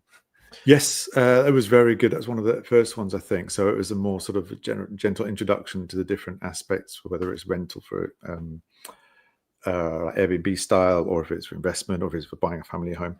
This time, there seemed to be a few more specific, more focused ones. There was one specifically about tax implications. And some of the questions that people ask after the presentation are also really, really useful. So yeah, take a look at the list of videos and see if there's something you're interested in there. Nice. The government's going to bribe us again, apparently. Apparently so. This is just from 4 days ago. I'll read this out from Mainichi Shimbun. The Japanese government has decided to include the use of rice vouchers in the comprehensive economic stimulus measures it will soon compile as rice prices remain at historically high levels. And some places in Japan have already started doing this, apparently, which I wasn't aware of. But the central government is considering whether they should take control and make it a nationwide thing, rice vouchers to households. I haven't had any rice vouchers yet, and I'm very unimpressed with that.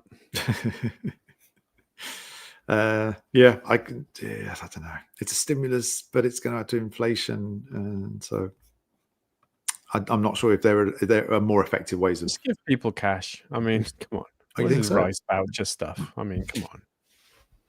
I wish they weren't they're going to reduce the tax on petrol as well, which I think is a terrible idea. Oh, really? As a stimulus measure, yeah. Oh, okay. I mean, yeah.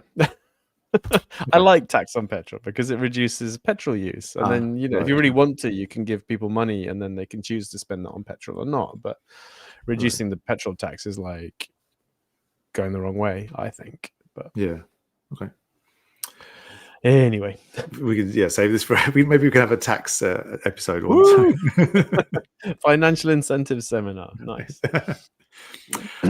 Right, a hat tip to Adamu on the Retire Japan forum. If you spent any time on the Retire Japan forum, you've probably seen him around. So he, I think, helped you realize something that you weren't aware of about NISA and the upper limits of NISA.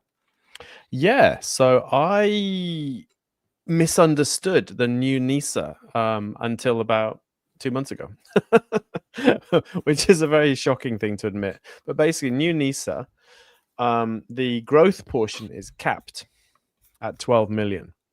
So I assumed that the Tsumitate portion was also capped at 6 million, and together they made up 18 million. So your NISA account in total is capped at 18 million lifetime contribution allowance.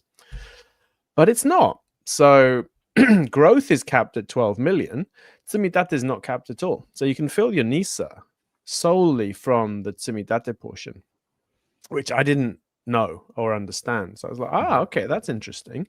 So, if you're not able to max out your NISA every year, and most people aren't, just being able to fill the Tsumitate bit is enough. So you could basically eventually fill the whole NISA just by investing in the Tsumitate portion, which is kind of cool because it makes things a lot easier. So big fan of that. And yeah, you learn something new every day, apparently. To just reinforce, this is the lifetime thing, not in 1 year. The 1 year one is still 120 man. So what's that? 1.2 million yen in the Tsumitate part, and then 2.4 million yen in the growth part.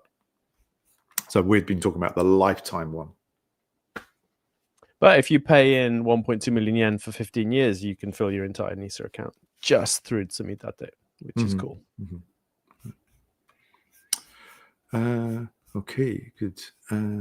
Moving on, is there anything? Sorry. Yeah, I wanted to just double check that limit that you mentioned, the lifetime limit. Is that how much you pay in? What happens if you pay in that much and then the whatever you invested in goes up and takes you over the limit? Do you then have to sell something to keep yourself? Yeah, people have a misconception about NISA that maybe that limit is how much you can have in the account. And it's not. It's how much you can put into the account, and then it can grow as much as it wants to. And eventually, when you sell it, it's tax-free. So most people, once they've filled their NISA, that money will grow depending on what you have it invested in. And by the time you come to sell, it might be worth twice as much or 3 times as much or 4 times as much, and really give you the basis for a solid retirement. Very good. Thank you. I'm just going to mention one of the media things that I was interested in. I was looking at various financial documentaries and stuff just for fun, and I found this one from 2008. I think it might have been the BBC that released it initially. It's called The Ascent of Money, and it's just a few episodes of really high quality but not really heavy explainers of the financial system. So beginning kind of, what is money, setting the groundwork. There's another episode that focuses on credit and debt. There's another one, I think, that looks at sort of interest rates and inflation and then stuff like that. Each one covers a different aspect. They're all really explained really in a really easy to understand way. So if you've any interest in sort of a macro, a sort of very wide global view of finance, how we got here, highly recommend that short documentary series, which is available to watch on YouTube. I'll skip that other one and go straight through the Frivolous Purchase Confessional. Shall I go first? Dun, dun, dun, dun, dun. Yes, definitely. I think your purchase is more frivolous. I have one already. I have more than one already, but I got a new ukulele. You might think it's a bit big for a ukulele. That's because it's called a tenor ukulele. So it's a bit bigger, and this has 6 strings, not 4, which is unusual. Normally they have 4. Like, wow, what a coincidence. There's one close by. They normally have 4 strings. How many ukuleles do you have? 4, 5, 6. I got permission to buy this new one if I got rid of another one. So I got rid of one first and then got this. Sounds like my jiu-jitsu geese. Oh, probably, yes. I've got a 1 in, 1 out policy for that as well. Right, yeah. This one is 6 strings, but 2 of the strings are doubled up. So I guess you can hear that. They make the same note effect. So it's still the same kind of notes and chords and stuff as a regular ukulele. Now, what's that? You want me to play something? Oh, I couldn't possibly. But if you insist, especially for today, world premiere, are you ready? Should have put that in the show notes. If you live in the land of the rising sun. Hang on, I forgot what it was now. Oh, damn. I wrote this especially for you, and I forgot what it is. Our own theme tune. Yes. If you live in the land of the rising sun, doesn't really matter where you're from. There's money-making info for everyone at RetireJapan.com. There you go. You realise you're going to have to do this every week now, every month. Every episode we want a new little jingle. Got hot in here. I'm not sure I can do that every month. Yeah, so that's my frivolous purchase. It's lovely. It's 1972, I think it is, vintage. And so I'm the current owner, and I feel like I'm looking after it for the next future owner. Yeah, it's really nice. That is very cool. Thank you. We are going to have to get you to make a topical new song for every episode, I think. Okay. Yeah. No pressure. Maybe that's the forfeit we were talking about earlier. Right, frivolous purchase on your frivolous purchase. So you had one earlier in the year, which is buying a new car. And this new one seems like there's something related to that. Yeah, I need to buy another new car. Another new car. Like you're collecting them like ukuleles. Yeah. Okay. So we had a car. We have a little Aqua, first generation, and we bought another car because my wife wanted something to transport the family around in. And the Aqua apparently is rusted out. So already it's had a big, it's got a big bunch of rust, and we could fix the rust, but obviously the dealer would like to sell us another car. Yeah. So we're probably, I don't like the Aqua either. Like my daughter actually bought it. Or no, sorry, we bought it for my daughter, and then when she went to Sweden, we got it. Right. But I don't like it. It's got it's not fantastic. The first generation Aqua, anyway. I've driven a second generation Aqua, and they're quite good. But the first one's got like no acceleration or power or anything. So yeah, we're gonna get a new car, I guess. So I've been test driving BYD electric fancy things, but we can't charge them at home. And they're really nice. They're nice cars. They're reasonably priced for EVs. So I've heard. I've not seen any on the roads here though. I've started noticing them, probably because I'm looking at them, and it's the thingy effect, you know. Mm-hmm. But I have seen a few around Sendai because we've got a showroom in Sendai. Really? But we can't charge them at home. That's a really big strike against. Like if you go home and just plug it in, it's amazingly convenient, right? But if you have to go to a shopping center or whatever just to charge it for an hour. That's kind of annoying. And the other thing is they're really wide, BYDs. Really? For Japanese roads. Yeah. So we went and test drove. It's wider than the Alphard, which already feels big and clunky, right? Yeah. So I wouldn't be comfortable driving something even wider on some of the narrow roads we've got around here. So no, we have a small car, and I'm so grateful for it every time we go out. Yeah, BYD's out basically. So I think we might get a Corolla or something reliable. Right. Yeah. Our Toyota guys the Corolla is the best value that Toyota has because it's their like flagship thing, and it's can't really go wrong with it. Yeah. We're gonna get it in red though, so it goes faster. Ooh. Paint stripes on it as well. Yeah, exactly. Cool. Okay, well, let us know when you get that. Money tip: don't buy new cars, right? Yeah. Money tip: buy watches and whiskey here as well, because that's what Foreign Conclusion says. Guaranteed. Possibly not. Right. Okay, the money tip I have for you is, I think it's kind of obvious, but we have Black Friday, Cyber Monday coming up, and you're probably thinking, oh, I'm sick of it already. Maybe you are. However, this is my tip, is to take control. And so without succumbing to an impulse buy at the time, and then you realize, oh, I don't really need it after all. What you could do, and what we started doing here, is there are actually a couple of things that we have been thinking about getting anyway: a new rice cooker and a new vacuum cleaner. And so we have now got a shared note, my wife and I. We've put the things that we want to get and started looking at what prices are right now. And then as we get closer to Black Friday, Cyber Monday, we're going to start looking a little bit more carefully at both the manufacturer's site, because sometimes if you sign up for the newsletter, you get 10% off or something.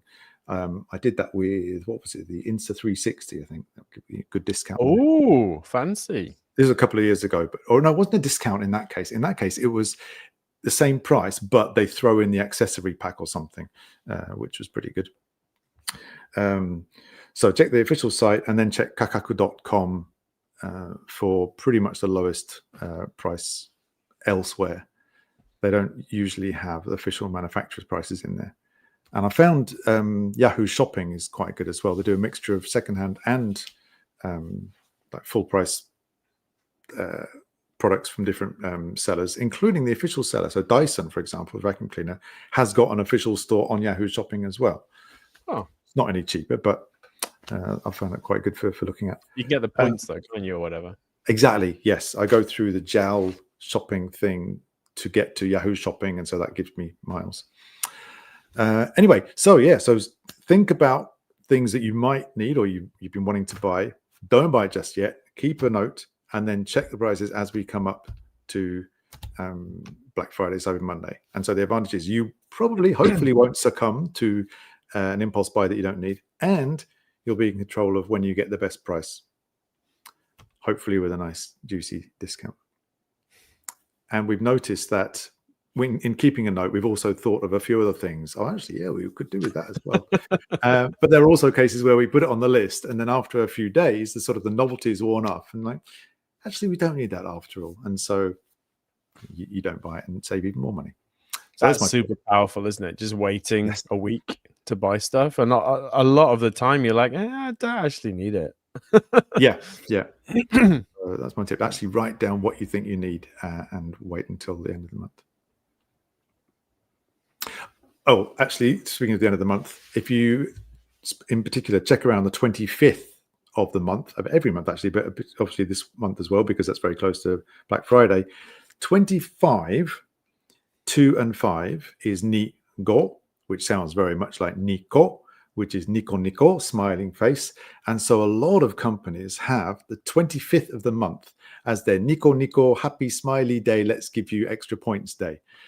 For example, again, Yahoo Shopping, I think JAL Mall, I think Rakuten as well, maybe.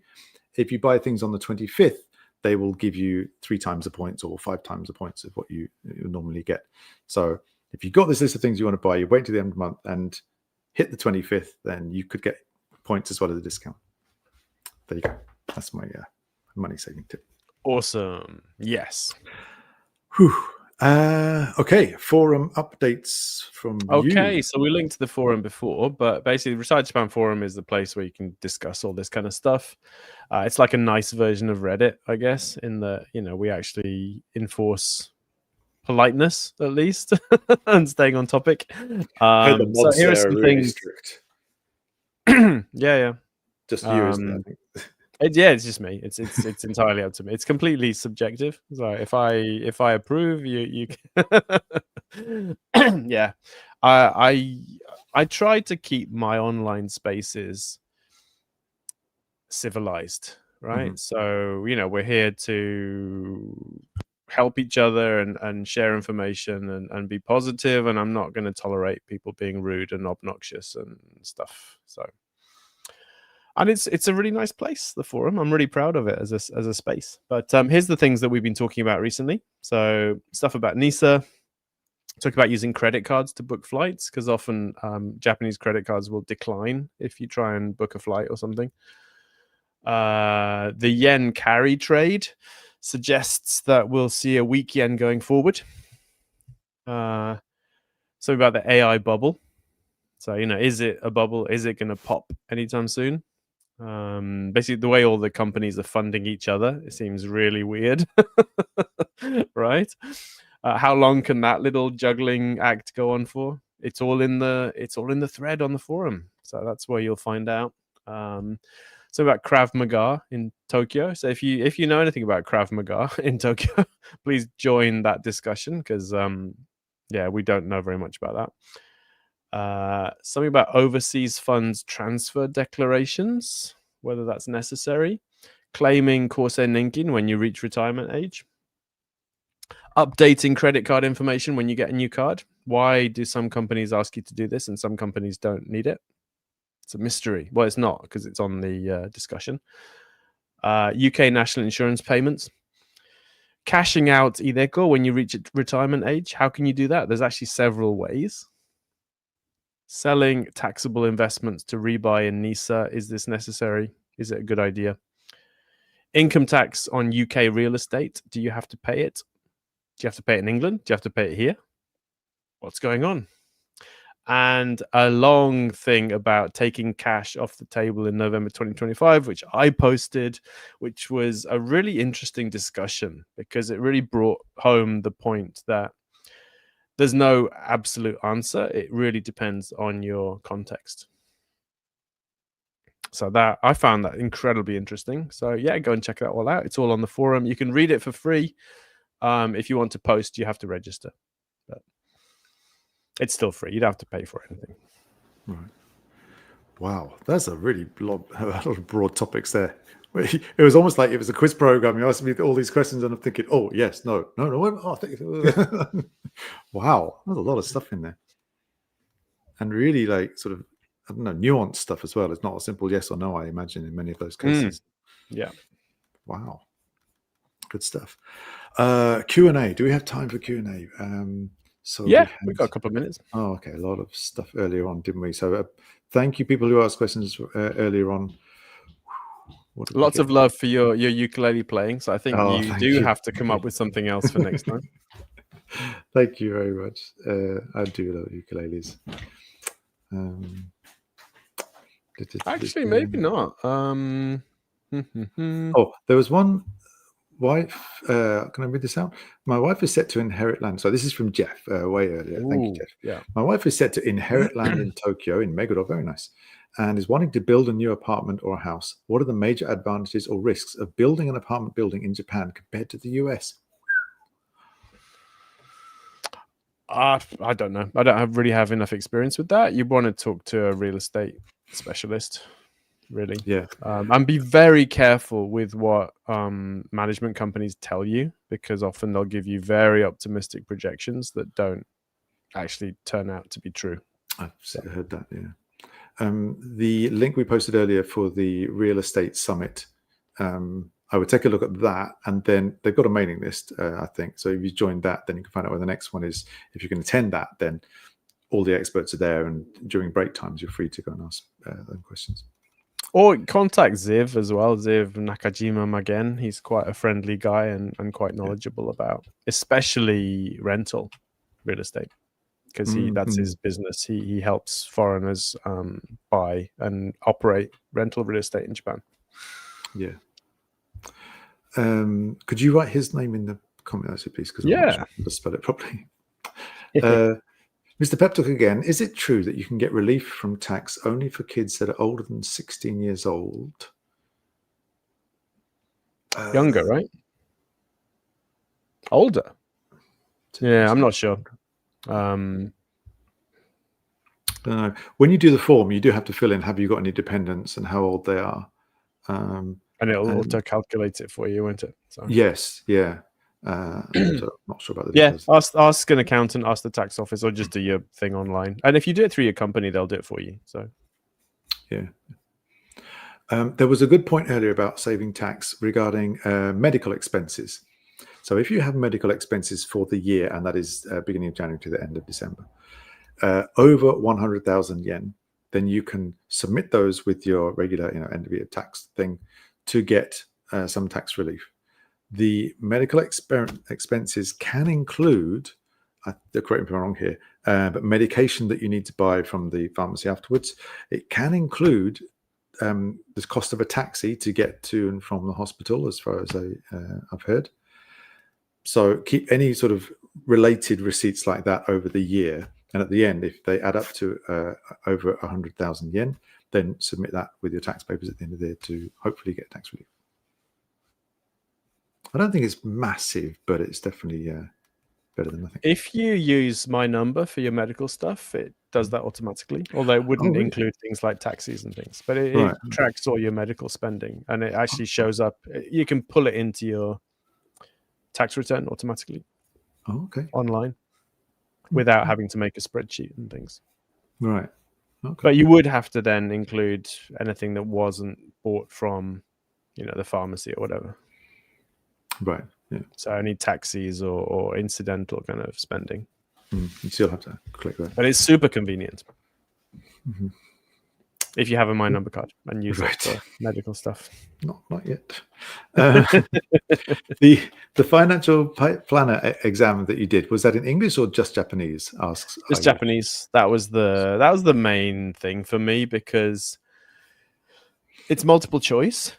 So the answers are written to trick you. They kind of play word games. And my Japanese reading ability is not native level. I can get by, but it's not. And so that made it much more difficult, just because of the language, basically. Right. For me, because it's multiple choice. The only way they can make it difficult is to make the answers confusing. Right. That's not great if you're not a native speaker. So you can't just guess. Yeah. Exactly. If it was you have to write in the answer or whatever, then they could just ask you the thing. But because it's written, they have to make it, twist it somehow. Yeah. It's the problem with multiple choice answers, basically. Ollie has a question. I don't know if you can do this, but do we have experience with owning pets? He used to live with a crazy Korean guy who had 5 small pets, including flying squirrels. We've had various cats, and they cost an absolute fortune, right? Especially when you're... Oh, they were all strays, but just medical expenses and things, like, unbelievable. Especially when your spouse is overly sentimental about animals and refuses to give up on them when they've got like long drawn out diseases. We could have, had a year at uni for the cost of the damn. Yeah. So, yes, expensive in Japan to have pets. One thing I have been surprised at is that friends of ours got a dog. They got the Hogoken, which is what do you call it? Rescue dog. Yeah, shelter dog or rescue dog. But you have to pay for them here. I'm pretty sure in the UK they're free. Like you go to a dog charity and pick up if you pass their vetting sort of test. If they approve you, then you can just take the dog home. But here, you have to get approval and then you have to pay for it. It's not much, though, right? I think about 200,000 yen or something like that. What? Yeah. Are you sure that was actually a shelter? I think the shelter dogs are free here. It's just Oh, really? that Okay. sounds more like what you'd pay for a purebred from a pet shop. Oh, okay. I might have got that wrong. And I did hear of someone as well that was surprised that in a pet shop for a dog, the price was pretty cheap, but then when they actually went to get it, you have to get insurance to go with the dog, and the insurance cost a fortune. So this dog, dirt cheap, but the amount they paid at the end was a lot more, many times more than the price to get on the dog. Interesting. So if you are going to get a pet, find out what all the complete costs are to actually walk out of the shop with it. Definitely. And don't get it from a shop if you can. Just, get it from somewhere else, because the shops are absolutely awful. Like, right. Looking at maybe not that many questions actually. Nice, lots of thanks and nice comments. Thank you very much. We do appreciate that.